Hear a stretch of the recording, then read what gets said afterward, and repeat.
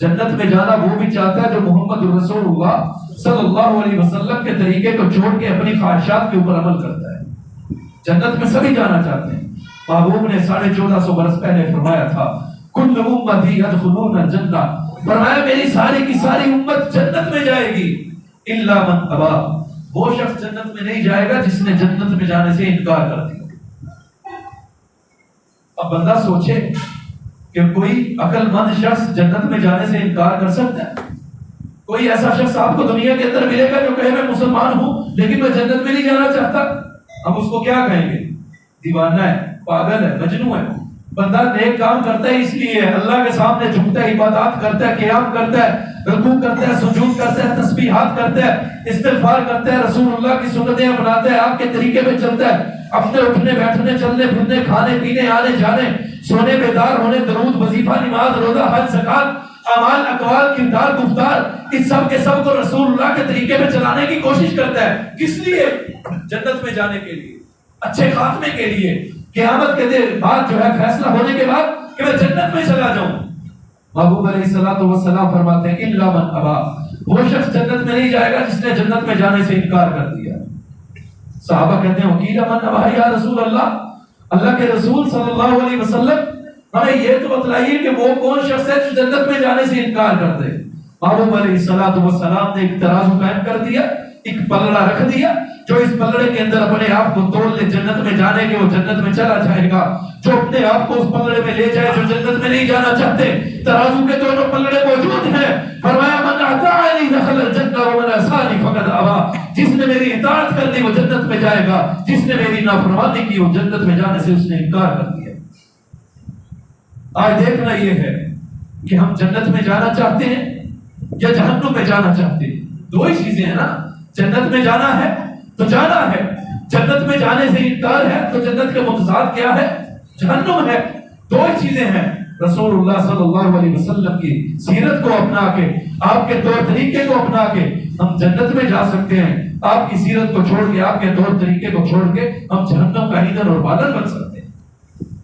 قل ان كان آباؤكم وأبناؤكم وإخوانكم وأزواجكم وعشيرتكم وأموال اقترفتموها وتجارة تخشون كسادها ومساكن ترضونها احب الیکم من اللہ ورسولہ وجہاد فی سبیلہ۔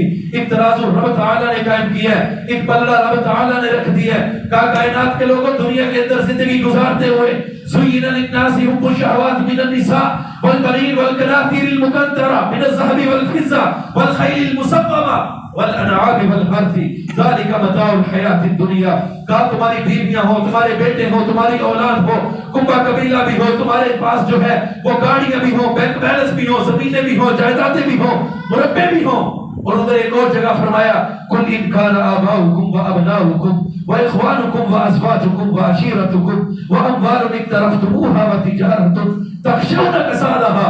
تمہارے ماں باپ ہو، بہن بھائی ہو، عزیز و اقارب ہو، کنبہ قبیلہ ہو، رشتہ داری ہو، برادری شریکہ ہو، پیسہ ہو، مال ہو، دولت ہو، کاروبار ہو۔ فرمایا یہ دنیا کا سارے کا سارا ساز و سامان ایک طرف ہو، دوسری طرف اللہ ہو ورسولہ، اللہ کا رسول ہو، وجہاد فی سبیلہ، اللہ کے راستے میں جہاد کا رشتہ ہو۔ فرمایا اگر تم اللہ کے رسول کے اور جہاد کے ان تین چیزوں سے زیادہ دنیا کے رشتوں سے، ماں باپ سے، بہن بھائی سے، عزیز و اقارب سے، دنیا کے مال و دولت سے، زمینوں سے، جائیدادوں سے، مربوں سے، دنیا کے رسم و رواج سے محبت کرو گے فَتَرَبَّصُوا حَتَّى يَأْتِيَ اللَّهُ بِأَمْرِهِ، پھر اللہ تبارک و تعالیٰ کے عذابات کا انتظار کرو۔ کیا کرنا ہے؟ محمد الرسول اللہ صلی اللہ علیہ وسلم کو سب سے اوپر رکھنا ہے، آپ کے رشتے کو سب سے اوپر رکھنا ہے، رب تعالیٰ کی ذات کو سب سے اوپر رکھنا ہے، محمد الرسول اللہ کے رشتے کو اوپر رکھنا ہے، کائنات کے سارے رشتے سارے رسم و رواج قربان کر دینے ہیں محمد الرسول اللہ صلی اللہ علیہ وسلم پہ۔ دیکھنا کہیں محمد الرسول اللہ کا دامن چھوٹے نہ پائے۔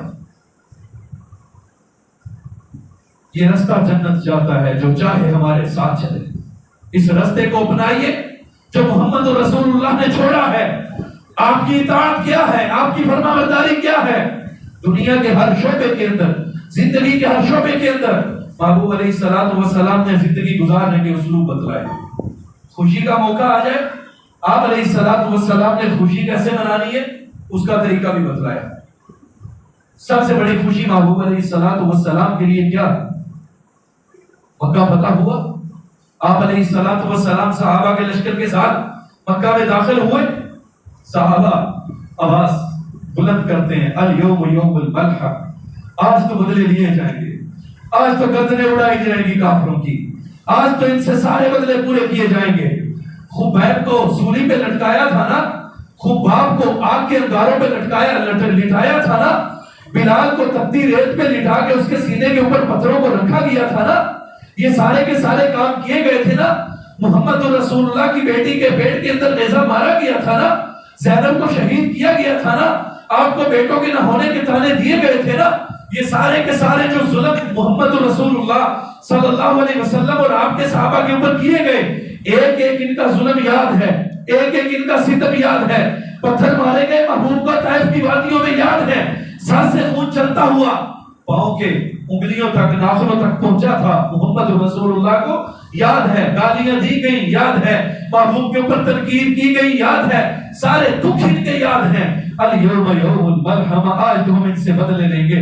محبوب کی زبان، کریم نبی کی زبان، رحیم نبی کی زبان حرکت میں آتی ہے. محبوب فرماتے ہیں لا الیوم یوم البلح، الیوم یوم البلح، نہیں آج کا دن بدلے لینے کا دن نہیں ہے، بلکہ آج کا دن تو رحم کرنے کا دن ہے. خوشی منا کے دکھائی ہے محبوب نے، دو رکعت نماز ادا کر کے دکھائی ہے محبوب نے. خوشی کرنی ہے تو اس طرح کرنی ہے، رب کا شکر ادا کرنا ہے، رب کے سامنے سجدہ کرنا ہے، رب کی تسبیحات کو بیان کرنا ہے. دنیا کے اندر زندگی گزارتے ہوئے غم آ جائے تو غم کو کیسے برداشت کرنا ہے، یہ بھی محمد رسول اللہ نے بتلایا. من ضرب الخدود وشق الجیوب ودعا بدعوى الجاہلیہ، محبوب علیہ السلام فرماتے ہیں جو ہم نے گال پیٹے، اپنے کپڑے پھاڑے، جاہلیت کے بول بولے. زیادہ تر یہ چیزیں جو ہیں عورتوں کے اندر موجود ہوتی ہیں. چھوٹی چھوٹی بات پہ آہو بکا شروع کر دینا، بلند آواز کے ساتھ رونا شروع کر دینا، بینڈ ڈالنا. محبوب علیہ السلام فرماتے ہیں جو یہ کام کرے من ضرب الخدود وشق الجیوب ودعا بدعوى الجاہلیہ، اپنے جو ہے وہ گال پیٹے، اپنے گریبان کھولے پھاڑے، اپنے کپڑے پھاڑے، جاہلیت کے بول بولے. لیس منا، یاد رکھنا میری امت کے لوگوں کو میری امت سے نہیں ہے، وہ میرے طریقے میں نہیں ہے. محبوب علیہ السلام کی سیرت کیا ہے؟